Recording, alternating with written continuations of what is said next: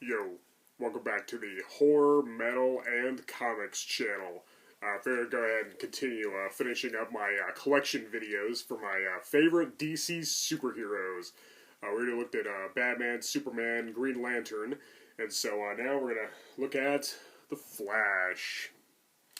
Hellhound's Flash collection. All my comics, books, cartoons, TV shows, and movies featuring the Scarlet Speedster.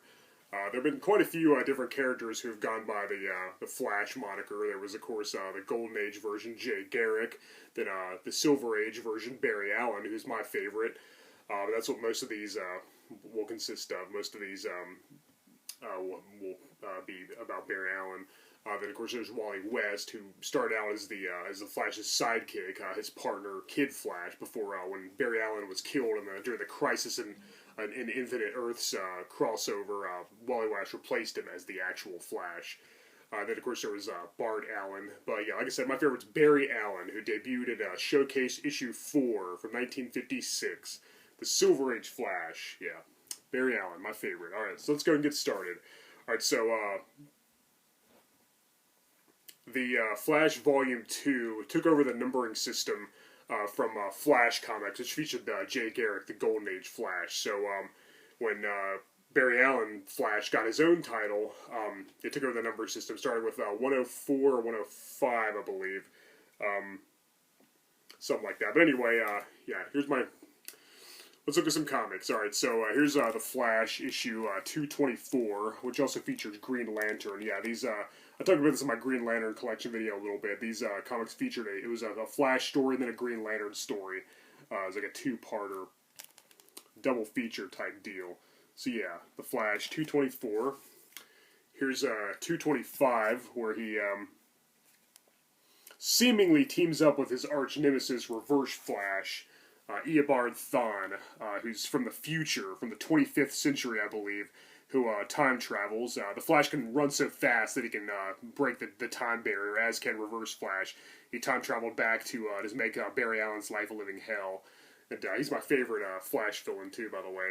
But yeah, anyway, Barry Allen got his powers when lightning struck a shelf full of chemicals, and which splashed all over him and enabled him to have super speed. He could run extremely fast, just move his body at an amazing pace. He's just lightning fast. He can vibrate his molecules to go through walls. He can time travel using his cosmic treadmill. He can just do all kinds of stuff. Yeah, the fastest man alive. And yeah, this is Archnivus' Reverse Flash. Seems like they're teaming up against Green Lantern, but if you read the comic, you'll see that things aren't always as they appear to be. But yeah, Reverse Flash is my favorite Flash villain. Though Captain Cold comes very close, and he's in this comic, yeah, it's Captain Cold. He's kind of similar to Mr. Freeze, but he actually predated that character, the Batman villain. Alright, yeah, this is issue 226, also featuring Green Lantern. It looks like Barry Allen can't remember if he's the Flash or Captain Cold. Alright, here's issue 233, also featuring Eobard Thawne, the Reverse Flash. Yeah, Eobard Thawne debuted in The Flash issue 139, and which I need to get. I'll get that someday, for sure. And like I said, he's my favorite member of my favorite Flash villain, even though technically he's not a member of the Rogues, which is what most of his villains call themselves, a little group. Speaking of the Rogues, yeah, here's a cover that features a bunch of them. This is issue 234.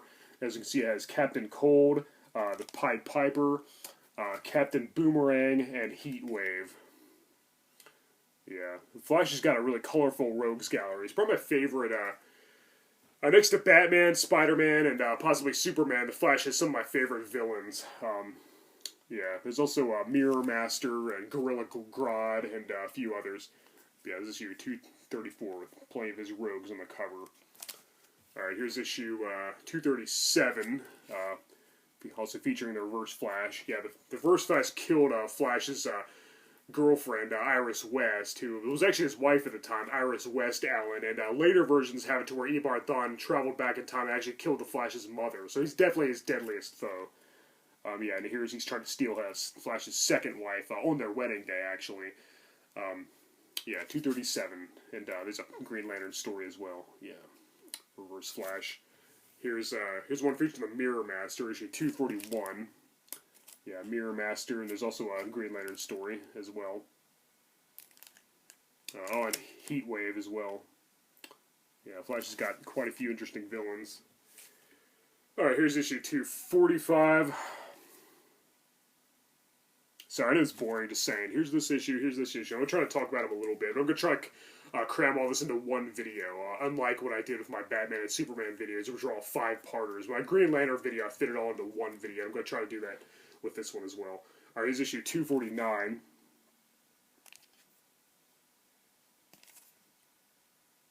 Scarlet Speedster, fastest man alive. Here's 278, where he's fighting Captain Boomerang.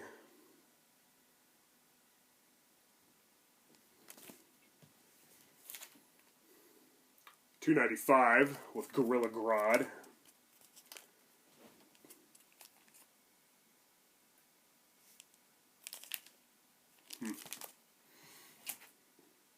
$297 with Captain Cold.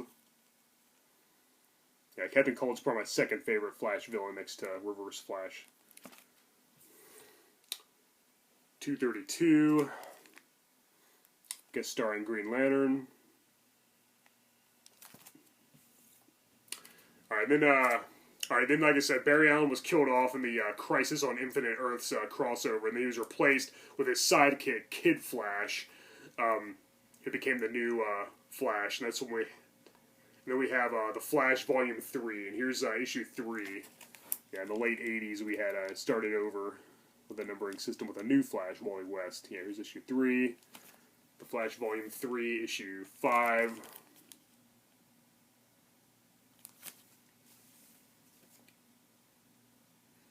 Issue 7, which looks like it also has Captain Atom and company.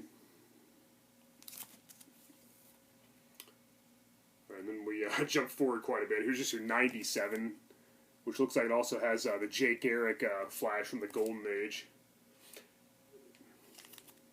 Issue 97 is issue 100, A World Without a Flash. Issue 101, 102. Sorry, I know this is boring.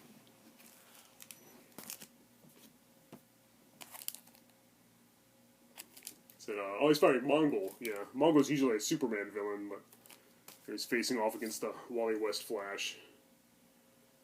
Or maybe Barry Allen was back at this point. Yeah, he did eventually come back, of course. And then, of course, they reset the timeline and everything as well. As 103. I'm glad Barry Allen came back, because he's my favorite. 105 with the Mirror Master.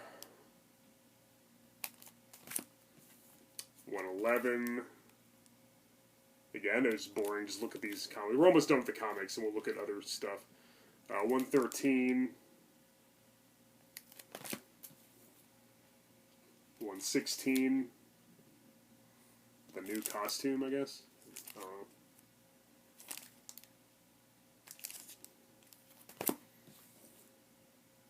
118. And here's a reprint of issue 123, which was the Flash of Two Worlds. It's pretty much the first time we saw the whole crossover thing with Earth 1 and Earth 2. It featured the Golden Age Flash, Jay Garrick, and of course the Barry Allen Flash meeting. Because in the Barry Allen Flash comics during the Silver Age, he would read Flash comics featuring Jay Garrick. And but this one established that they actually did exist in parallel universes and alternate worlds. That's when we had all the different Earths thing: Earth 1, Earth 2, Earth 3, Earth S, Earth Prime, all that. They all came to an end in Crisis on Infinite Earths. But yeah, this is the first time that we saw crossover featuring both worlds. Then it just kind of exploded, the whole Crisis on Multiple Earths thing. Jay Garrick and Barry Allen. Alright, then we have, that's it for the Flash comics. So we have World's Finest, featuring, I believe this is the second race between Superman and the Flash. Who wins, you might ask? Yeah, gotta read it to find out, yeah. World's Finest, 199. The Flash and Superman having a race. Here's Brave and the Bold, issue 99. The Flash team up with Batman. This is a pretty cool issue.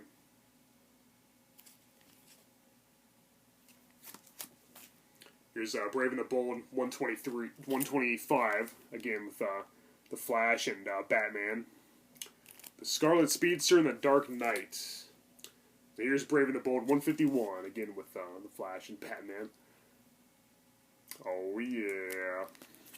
And here's DC Comics Presents issue 1 and 2 with Superman teaming with the Flash. They have a race in this one as well. I think this is the third time they had a big race. And the Flash did win this one, barely. Because, you know, they both have super speed. But I definitely think the Flash should be faster than the Man of Steel. I mean, just, that makes more sense when you ask me. Here's DC Comics Presents issue 73 from 1984, also with Superman and the Flash. Looks like they're fighting. Alright, that's it for comics. Now let's look at books. Yeah, graphic novels, trade paperback, collected editions, all that. Here's the Flash Chronicles, Volume 1, featuring all the early Barry Allen stories from the Silver Age in chronological order. This one has, this contains Showcase number 4, which is his first appearance, like I said. Yeah, the Human Thunderbolt. Then Showcase number 8, 13, 14, then Flash number 105 and 106. So, yeah. That's the Flash's first appearance. Well, Barry Allen Flash, anyway. Yeah, I don't see... Yeah, there's Captain Cold, his first appearance. Which is Showcase 8. Yeah, we see a few of the coldest man on Earth. We see a few of the rogues in here. I think Gorilla Grodd is in here too. And Gorilla City and Solivar and all that. If I'm not mistaken. Yeah, Iris West was Barry Allen's love interest. Oh, here's the first issue of Mirror Master. The Flash, issue 105. And I think the Pied Piper's first appearance is in here as well. Here's a Pied Piper. First appeared in the Flash 106. Here's Gorilla Grodd's first appearance, also in 106. Yeah, super intelligent gorilla. Gorilla Grodd. Yeah, the Flash Chronicles, Volume 1. Pretty cool to see where it all started. Then we have the Flash Chronicles, Volume 2. We see more see the debut of a elongated man, and then more rogues like Mirror Master, Gorilla Grodd, and Weather Wizard. Yeah, this one collects the Flash issue 107, 108, 109, 110, 111, and 112. Yeah, we see the return of Gorilla Grodd. And Wally West, Kid Flash, his sidekick makes his first appearance in issue 110.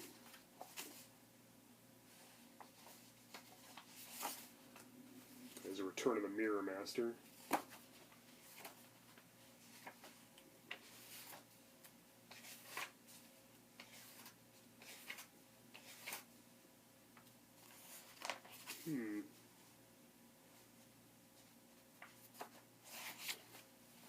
Oh yeah, here we go. Meet Kid Flash. It's kind of ridiculous because, the Flash is just showing Wally West. Here's how it happened. Here's the shelf full of chemicals. It got struck by lightning, and then it just it just happened to happen to Wally West too. Then he became Kid Flash. I think that was a little much. Yeah, he's standing there. Here's how it happened. Oh, all of a sudden the lightning struck the chemicals again. Yeah, it's one hell of a coincidence.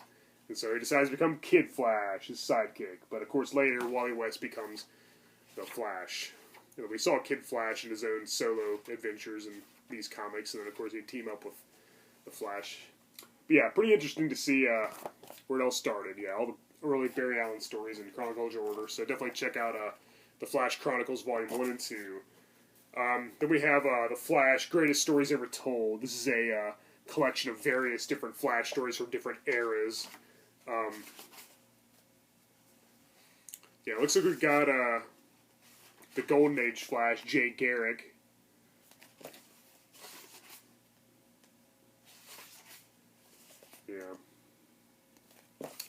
yeah, this collects, yeah, Flash Comics 86, the rival Flash, who was Jay Garrick's nemesis, who's kind of like Reverse Flash in issue 104, which I think was the last of the original Flash series, since the Silver Age Flash was you know, started the numbering system with 105 and Flash Volume 2. Yeah, a whole bunch of really cool Flash stories in here, including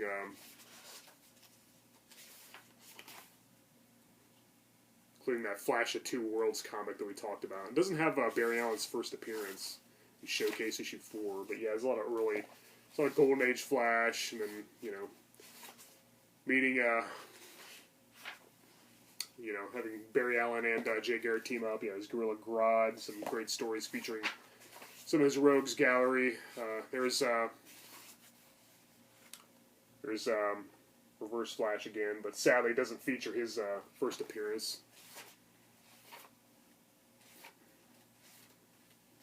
It's Gorilla Grodd. Yeah, lots of great, there's Kid Flash.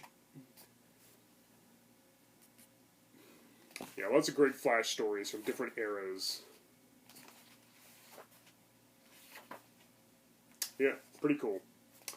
Check it out if you're a fan of the Scarlet Speedster. Alright, then we have Flash versus the Rogues. This is another collection just featuring various stories featuring his numerous supervillains, you know, such as, of course, Captain Cold, Heatwave, Mirror Master, Captain Boomerang, Pied Piper, all them. Sadly, it doesn't feature Reverse Flash's first appearance in the Flash issue 139, but technically he's not one of the Rogues, so whatever.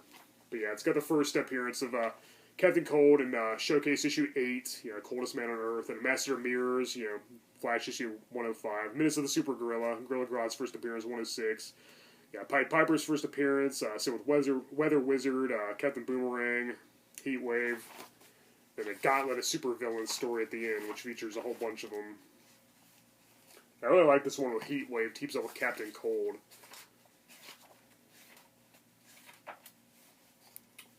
Yeah, some pretty cool stories featuring the Flash's various supervillains. Yeah. Flash versus the Rogues. Pretty cool. Then we had this the Flash and Green Lantern Brave and the Bold trade paperback collection. But I already talked about this in my Green Lantern collection video. So check that out for more info. Let's go ahead and move on. Because like I said, I already talked about this. Yeah, just Barry Allen team up with Hal Jordan. You know, they're like best friends. And some pretty interesting stories featuring the both of them teamed up, which is pretty cool. Then we have The Flash, Dastardly Death of the Rogues, written by Jeff Johns, who, like I always say, I can kind of consider the modern DC Comics writer. Yeah, pretty cool story. Yeah, it features, you know, a lot of the Rogues, yeah, Captain Cold and Captain Boomerang and all them. And, yeah, got some pretty cool stuff. Yeah, pretty cool seeing all the Rogues team up against our hero. Yeah, check it out. And speaking of Jeff Johns, he wrote a really important comic in DC's history, Flashpoint, which of course was responsible for the continuity starting completely over with the New 52. Yeah, this changed everything. Basically, the Flash goes back in time without even realizing it, to save his mom from being killed by, I guess, the Reverse Flash. And he wakes up in a new reality where he doesn't exist. He never became the Flash. His mom is still alive. Bruce Wayne was the one killed. And Thomas Wayne is the one who becomes Batman. And Martha Wayne becomes the Joker. Yeah, I don't know. Yeah, Superman landed in Metropolis instead of Smallville. And he's experimented on as a guinea pig by the government. And they keep him weakened with a red sun simulator. Yeah, really complicated stuff, really weird, but it's kind of cool. Yeah, the Reverse Flash is kind of the main villain. He shows up, and you know, Barry Allen thinks that he's the one responsible for everything, but when in fact it was actually his fault. Yeah, Captain Cold's actually a hero known as Citizen Cold. Abin Sur never died, and never gave the power ring to Green Lantern, so Hal Jordan never became the Green Lantern. There's a bunch of new heroes that are totally different. You know, Captain Marvel. It's actually 5 different kids who make up Captain Thunder. Yeah, everything's different. Everything's totally changed. Yeah, Cyborg's in it. And, yeah, The Flash, Cyborg, and the Thomas Wayne Batman are kind of the main characters Thomas Wayne Batman's pretty cool because he's yeah, there's the Shazam kids. The Thomas Wayne Batman is a lot more brutal and like a lot more merciless than the Bruce Wayne version.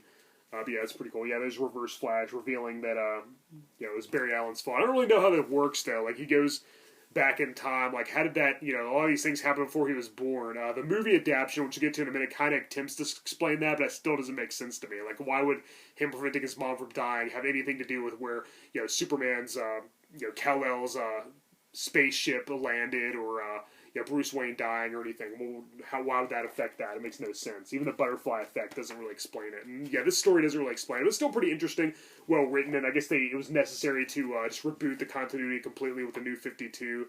Yeah, pretty cool. And then, you know, of course, the Flash goes back in time at the end to stop it from happening, and then it creates a new reality, you know, the New 52, like I said.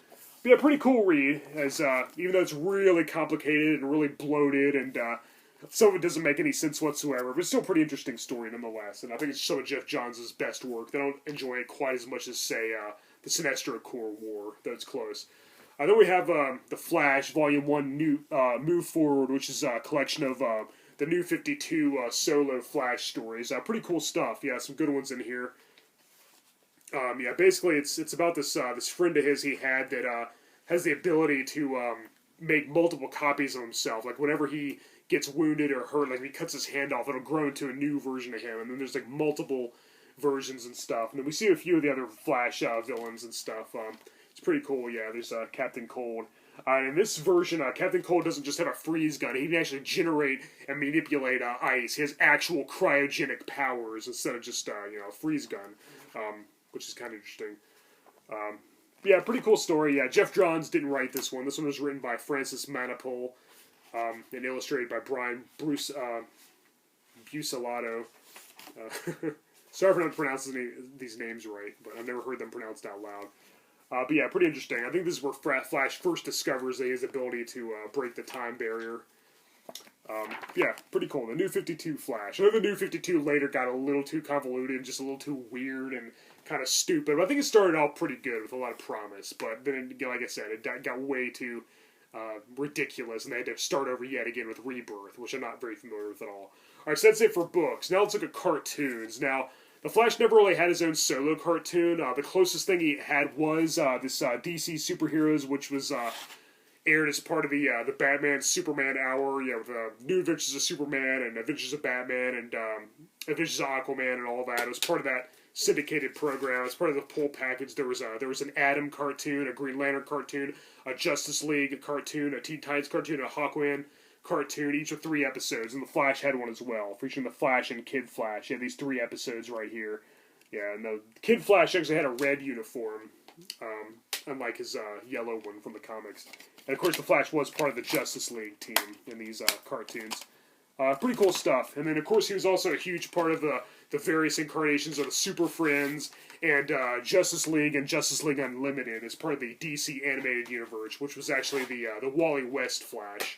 And he also made an appearance in an episode of the Superman animated series, also in the DC animated universe. But I'm not going to dig those out again. We already looked at them in my Batman and Superman collection videos, so check those out for more info. And I'll look at them again when I get to my Justice League video. But yeah, the Flash never got his own cartoon, with the exception of these 3 animated shorts.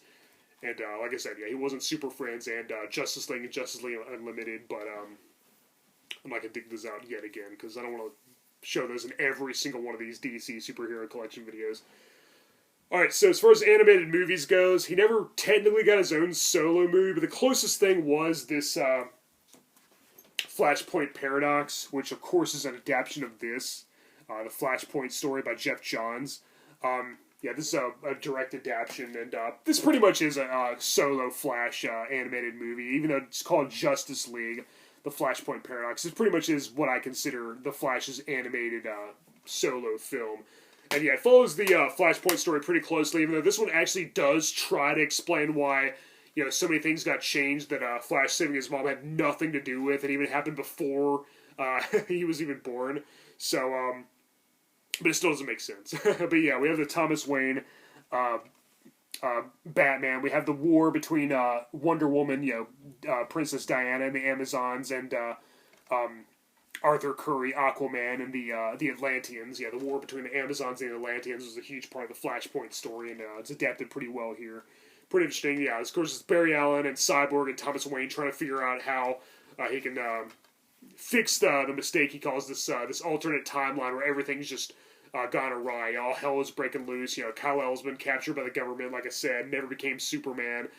Hal Jordan never became Green Lantern. And Barry Allen never actually became the Flash.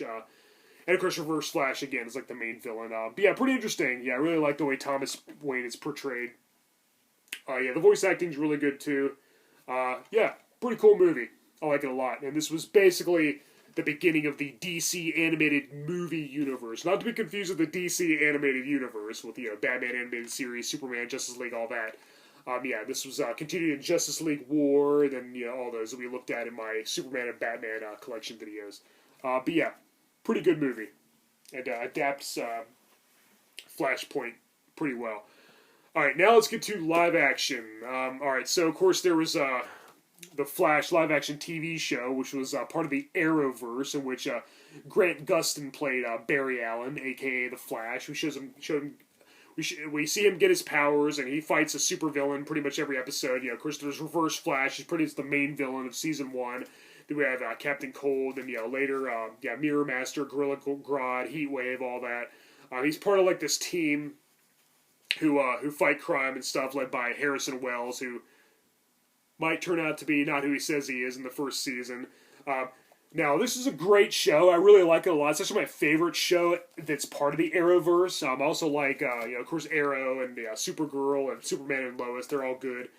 But it did get really, really overly complicated with all the time travel and multiple universes and multiple versions of the same character and alternate timelines. It just got really hard to follow. It just got really, really complicated and just needlessly bloated.